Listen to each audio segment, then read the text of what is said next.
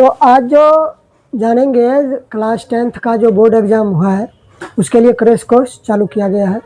इसी चैनल पे हर एक रोज़ मैक्सिमम जितना हो सके कि बोर्ड में पूछा जाएगा क्वेश्चन उसका कराया जाएगा। तो आज जो है क्रैश कोर्स का पहला डे है। तो पहला डे है तो सिर्फ 10 क्वेश्चन दिया गया है। इस 10 क्वेश्चन जो किस विषय का है तो साइंस का है। किसके लिए? तो बोर्ड एग्ज़ाम 2026 के लिए। तो पहला क्वेश्चन है कि प्रकाश तरंग होती है चुंबकीय तरंग, विद्युत चुंबकीय तरंग, विद्युतीय तरंग या नन ऑफ दीज।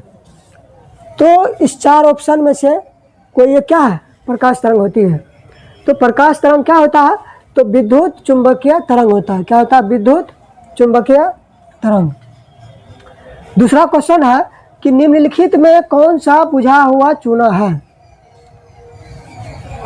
एक होता है बुझा हुआ चूना, एक होता है अनबुझा चूना।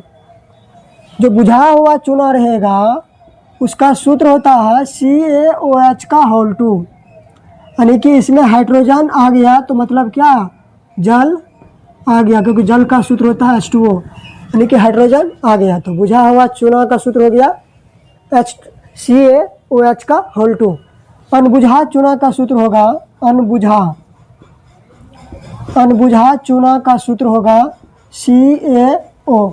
क्या होगा? CaO, calcium oxide. Calcium oxide जो होगा वो होगा अनबुझा चूना का। तो चलिए मारिए, तो क्या होगा ठीक इसमें? कहता है कि निम्नलिखित में कौन बुझा हुआ चूना है?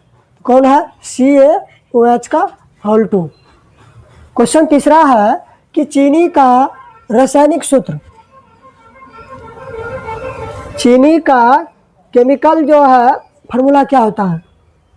CH3COOH, C2H12O6, C12H22O11 या CH3COOH। चीनी का सूत्र क्या होता है? C12H22O11। चीनी का सूत्र C12H22O11। ये तो कोई फार्मूला ही नहीं हुआ। इसका मिथ इथ क्या हो गया? ये एल्डिहाइड, ये तो एल्डिहाइड समूह का हो गया। क्वेश्चन है 4, कहता है विद्युत फ्यूज काम करता है किस प्रभाव पे? धारा के ऊष्मीय प्रभाव पे, धारा के चुंबकीय प्रभाव पे, धारा के रासायनिक प्रभाव पे या नन ऑफ दीज। तो ऊष्मीय प्रभाव पे जो काम करता है हीटर करता है। उसके बाद ये विद्युत फ्यूज हो गया, ये करता है। इसमें तब कौन होगा?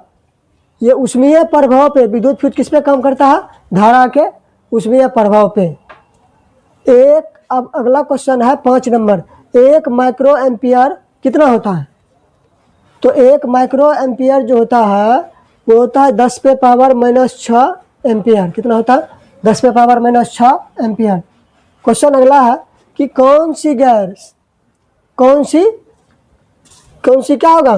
कौन सी गैस वैश्विक उष्णन के लिए उत्तरदायी है? यानी कि विश्व उष्णन के लिए, यानी कि ग्लोबल वार्मिंग के लिए पूछेगा कौन सी गैस उत्तरदायी है, तो वो है CO2। क्या है? CO2, carbon dioxide. तो वैश्विक उष्णन पूछे या ग्लोबल वार्मिंग पूछे, इसके लिए कौन उत्तरदायी है? CO2, carbon dioxide. क्वेश्चन अगला है कि पीतल किसका उदाहरण है? धातु का, अधातु का, मिश्र धातु का या उपधातु का? पीतल किसका उदाहरण है? तो पीतल धातु नहीं है और धातु भी नहीं है। क्या है? मिश्र धातु है, क्योंकि पीतल 3 चीज से मिलकर के बना होता है। क्वेश्चन अगला है अधातु के ऑक्साइड जल में घुलकर बनाता है। अम्ल बनाता है, क्षार बनाता है, लवण बनाता है। तो अधातु का जो ऑक्साइड होता है वो जल में घुल करके अम्ल बनाता है। और जैसे ही धातु का ऑक्साइड पूछेगा जल में घुल करके क्या बनाता है, तो धातु का ऑक्साइड बनाता है क्षार। क्या बनाता है? क्षार। धातु का ऑक्साइड जल में घुल करके क्षार बनाता है और अधातु का ऑक्साइड जल में घुल करके अम्ल बनाता है। तो अधातु का ऑक्साइड क्या है? तो क्या बनेगा? अम्ल बनेगा। अगर धातु का ऑक्साइड रहता तो क्षार बनता। चलिए अगला जानते हैं। अक्रिय तत्व कौन है? कार्बन, हीलियम, Au या या H यानी कि H2 हाइड्रोजन। इसमें से अक्रिय तत्व कौन है? तो अक्रिय तत्व कौन है? तो हीलियम। कौन है? हीलियम। क्वेश्चन अगला है कि किस वर्ण का तरंगदैर्घ्य सबसे अधिक होता है? लाल का, नीला का, पीला का, बैंगनी का। किस वर्ण का तरंगदैर्घ्य सबसे अधिक होता है? तो किसका होता है? लाल का। अगर पूछेगा किसका तरंगदैर्घ्य सबसे कम होता है, तो बैंगनी का होता है। किसका होता है? बैंगनी का। यानी कि नीचे से जब ऊपर जाएंगे, लाल का तरंगदैर्घ्य सबसे ज़्यादा, बाद बाकी उसका कुछ भी पूछे तो लाल का क्या होता है? सबसे कम होता है। तो किसका क्या होता है? तो किस वर्ण का तरंगदैर्घ्य सबसे अधिक हुआ? लाल का। सबसे कम किसका तरंगदैर्घ्य होगा? बैंगनी का। तरंगदैर्घ्य के अलावा अगर कोई भी चीज़ पूछे तो किसका ज़्यादा होगा? तो बैंगनी का होगा। सिर्फ तरंगदैर्घ्य ही है जो सबसे ज़्यादा किसका होता है? लाल का। और सबसे कम होता है बैंगनी का। तो आप लोग कमेंट करके बताइएगा कि 10 क्वेश्चन में से आप लोग कितना क्वेश्चन का जवाब दिए।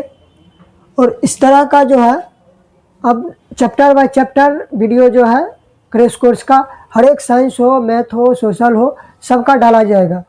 तो आप लोग चैनल को सब्सक्राइब ज़रूर कीजिएगा।